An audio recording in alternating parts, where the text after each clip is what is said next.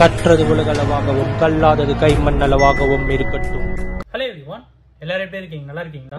இந்த வீடியோவில் உங்ககிட்ட பேசுகிற டாபிக் என்ன அப்படின்னு பார்த்தீங்கன்னா, ஹெல்ப் அப்படின்ட்டு பண்ணும்போது நிறைய பேர் வந்து இன்னைக்கு என் சுச்சுவேஷன் சரியில்லை, நாளைக்கு நான் ஹெல்ப் பண்ணுறேன் அப்படின்ட்டு இருக்கும். பட் நமக்குள்ள எல்லாருக்குள்ளயுமே வந்து ஒரு நல்ல மனசு அப்படிங்கிறது கண்டிப்பாக இருக்கும். சுச்சுவேஷன் காரணமாக அது வந்து வெளிப்படாமல் இருக்கும், அவ்வளோதான். தவிர நமக்குள்ள எல்லாருக்கும் அந்த நல்ல மனசு இருக்கும் அப்படின்னு நல்லா நினச்சிட்டு இருப்போம். பட் ஆனால் ஒரு மனுஷன், அந்த கேபி பாலா அப்படிங்கிறவரு, எனக்கே டவுட் இருந்தது. பர்சனலாக சொல்ல எனக்கே டவுட் இருந்தது, எப்படி இந்த மனுஷனால் இதெல்லாம் பண்ண முடியுது? இவருக்கு பின்னாடி ஏதாவது ஃபேக் சேரிட்டி ஏதாவது இருக்கா, இல்லை இவருக்கு பின்னாடி ஏதாவது ஃபேக் யாராவது பீப்புள் வந்து சப்போர்ட் பண்ணிட்டு இருக்காங்களா, இது மூலியமா ஏதாவது வந்து ஸ்கேம் நடக்குதா, பிளாக் மணி வந்து கன்வெர்ட் ஆகுது அப்படிங்கிற நிறைய கொஸ்டின்ஸ் எனக்குள்ள வந்து இருந்துட்டே இருந்தது. அதுக்கான மெயின் காரணம் வந்து அவர் பண்ற ஹெல்பிங் டெண்டன்சி தான். ஆம்புலன்ஸ் வாங்கி கொடுக்குறாரு, வீடு கட்டி கொடுக்குறாரு, அப்புறம் வந்து எஜுகேஷனுக்கு செலவு பண்றாரு, என்னென்னமோ பண்ணிட்டு இருக்காரு ஒரு மனுஷன். பட் அவரோட இன்கம் அப்படின்னு பார்க்கும்போது அவ்வளோ பெரிய இன்கம்லாம் இல்லை, டீசெண்டான ஒரு இன்கம் தான். பட் இருந்தாலும் அதெல்லாம் பண்ணிட்டு இருக்காரு. இப்போ என்ன இப்படி இருக்கே அப்படின்ட்டு யோசிச்சிருந்தேன். பட் டே டு டேல அவரை பற்றி சில விஷயங்கள் தெரிய வரும்போது தான் எனக்கு என்ன தோணுச்சு அப்படின்னு பார்த்தீங்கன்னா, நம்ம இவ்வளோ நாளாக ஹெல்ப் பண்ணாமல் டைமை வேஸ்ட் பண்ணியிருக்கோம் அப்படின்ட்டு எனக்கு வந்து தோணுச்சு. அந்த மாதிரி ஒரு வீடியோவில் இதை நான் மேக் பண்ணணும் அப்படின்னு நினச்சேன். இதுக்கான காரணமும் அதுதான், ஓகேங்களா?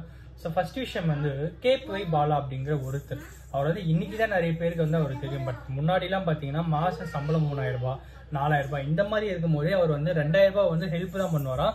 1000 ரூபாய் மட்டும் தான் அவர் வந்து அவருடைய செலவுக்கு வந்து வச்சுப்பாரு. ஸோ யோசிச்சு பாருங்க, நம்ம இப்போ அந்த சுச்சுவேஷன் நம்ம இருந்தோம்னா நமக்கு வரதே 3000 தான். இதுல எங்க நம்ம அவ்வளவு செலவு பண்றது, ஹெல்ப் பண்றதுன்னு யோசிச்சிருப்போம். அந்த காலத்திலே 2000 ரூபாய் செலவு பண்ணிட்டு 1000 ரூபாய் மட்டும் தான் எடுத்துட்டு இருக்காரு இன்னைக்கு வரைக்கும். இன்னைக்கு அவர் வந்து ஒரு 6 ஆம்புலன்ஸ் வாங்கி கொடுத்துருக்காரு, ஒரு ஃப்ரீ ஹாஸ்பிட்டல் ஒன்று கட்டிட்டு இருக்காரு, ஆல்மோஸ்ட் கட்டி முடிக்க போற ஸ்டேஜ்ல இருக்கு. ஆனா இன்னைக்கு வரைக்கும் கேபி அவங்க அப்பா வந்து கரூர் பர்டிகுலர் ரேஞ்சில் இங்கே ஒரு காரைக்கால் கரூர் சம்வேர் அங்கதான், அங்க அவங்க அப்பா இன்னைக்கும் பெட்ரோல் பங்க்ல வந்து ஒர்க் பண்ணிட்டு இருக்காரு. அவங்க ஃபேமிலி இன்னைக்குமே நடுத்தர வர்க்கமா தான் இருக்காங்க. யோசிச்சு பாருங்க, மக்களுக்கு நான் எவ்வளவு பண்ண போறேன்னு தனக்குன்னு எதுவுமே சேர்த்துக்காத ஒரு மனுஷனா வந்து அவர் இருந்திருக்கிறத பார்க்கும்போது ரொம்பவே வந்து ஹார்ட் மெல்ட்டிங்காகவும் இருக்கு, ஃபெல்ட்டிங்காகவும் இருக்கு. So it is like almost அவருடைய கேரக்டர் அப்படின்ட்டு வரும்போது கேபி பாலா அப்படிங்கிற ஒருத்தர், அவர் பின்னாடி வந்து இன்னொருத்தர் இருக்கார், ஓகேங்களா? அவரு தான் வந்து அவரோட வீட்டில் தான் வந்து ஒருத்தர் தங்கியிருந்தாரு.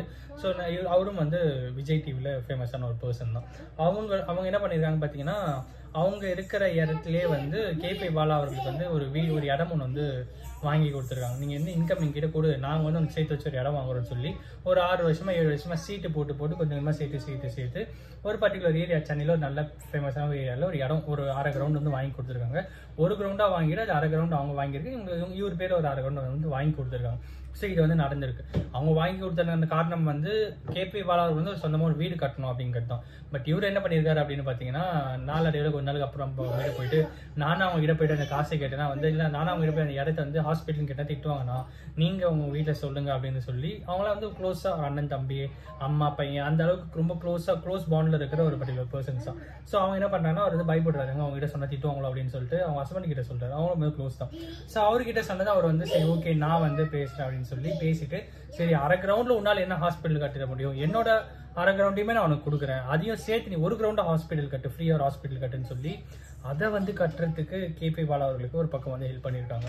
இன்னொரு பக்கம் என் லைஃப்ல 10 ஆம்புலன்ஸ் வாங்கின அப்புறம் தான் நான் சொந்தமா ஒரு கார் வாங்குவோம் அப்படின்ட்டு கேபி பாலா இருந்திருக்காரு. சத்தியமா நம்ம லைஃப்லலாம் வந்து ஒரு கார் வாங்கணும் அப்படிங்கிற ஆசையில நிறைய பேர் இருக்கும், எல்லாருமே அப்படிதான் இருப்போம். பட் கோடியில் ஒருத்தர், லட்சத்தில் ஒருத்தர், 10 கோடி 100 கோடியில் ஒருத்தர் தான் இந்த மாதிரி யோசிப்பாங்க. நான் மக்களுக்கு செஞ்சுட்டு அதுக்கப்புறம் தான் எனக்கு நான் ஆசைப்பட்டேன் அப்படின்ற அளவுக்கு அவர் வந்து இருந்திருக்கிறத பார்க்கும்போது ரொம்பவே வந்து சரி இந்த மனுஷனை போயிட்டு நம்ம தப்பாக சொல்லிட்டோமோ அப்படிங்கிற ஒரு எண்ணம் எனக்கு வந்து கிரியேட் ஆகுது.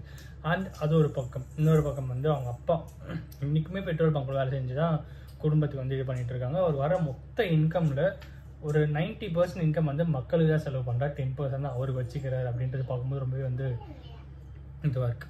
காந்தி கண்ணாடி அப்படின்ற ஒரு படம். ஸோ இந்த காந்தி கண்ணாடி அப்படிங்கிற படத்தில் அவருக்கு வந்து சேலரி இல்லை, ஒரு பர்டிகுலர் ஊருக்கு போறாரு, அங்கே வந்து குடிசையில் தான் இருக்காங்க. அங்கே இருக்கிறவங்க வந்து பாலா அவர்களை பார்த்து, பாலா எனக்கு ஒரு வீடு ஒன்று கட்டி தர முடியுமா அப்படின்னு அவர்கிட்ட கேட்குறாங்க. ஸோ அவர் வந்து சரிம்மா கட்டித்தரேன் அப்படின்னு சொல்லி இந்த காந்தி கண்ணாடி படத்தோட சம்பளத்தில் அவங்களுக்கும் இன்னொருத்தருக்கும் 2 வீடாக கட்டி கொடுத்துருக்காரு, இடம் வாங்கி வீடு கட்டி கொடுத்துருக்காரு. ஸோ என்ன பேசுறதுன்னு எனக்கு ஆக்சுவலி தெரியல. ஏன்னா இது எல்லாமே வந்து நம்ம லைஃப்ல நம்ம பண்ணணும், நமக்கு பண்ணணும் நிறைய பேர் இங்கே எல்லாரும் ஓடிட்டு இன்க்ளூடிங் மீ. பட் இதுக்கு நடுவில் இந்த மாதிரி ஒரு நபரும் நம்ம கூட இருக்காங்க அப்படின்றத பார்க்கும்போது நம்ம 1000 ரூபாய் சம்பாதிச்சாலும் அட்லீஸ்ட் ₹1 கூட நம்ம ஏன் செலவு பண்ண மாட்டேங்கிறோம் மக்களுக்காக அப்படிங்கிற ஒரு கொஷின் எனக்குள்ள வந்து கிரியேட் ஆகுது. ஸோ இனிமேல் நானும் இந்த மாதிரி நிறைய விஷயங்கள் பண்ணணும் அப்படின்ட்டு யோசிக்கிறேன். அண்ட் இன்னைக்கு அவரை பற்றி தான் உங்ககிட்ட பேசணும்னு நினச்சேன். இதை பற்றி பேசுறதுக்கு எனக்கு காரணம் என்ன பார்த்தா, பர்சனலாக எனக்குமே வந்து ஒரு டவுட் இருந்தது. இவர் பின்னாடி ஏதாவது ஒரு ஃபண்டிங் இருக்குமோ, இவர் மூலியமாக ஏதாவது பிளாக் மணி கன்வெர்ட் ஆகுது அப்படின்னு நிறைய கொஷின்ஸ் இருந்தது. பட் இன்னைக்கு அந்த டவுட்டில் 100% அந்த டவுட் எனக்கு வந்து கிளாரிஃபை ஆயிருக்காது. பிகாஸ் என்னோட ப்ரொஃபஷன் அப்படி ஆல்வேஸ் ஸ்கெப்டிமிசம், ப்ரொஃபஷனல் ஸ்கெப்டிமிசம் அப்படின்வாங்க, டவுட்ஃபுல் இன் மைண்ட் அப்படிங்கிற ஒரு விஷயம் இருக்கும்.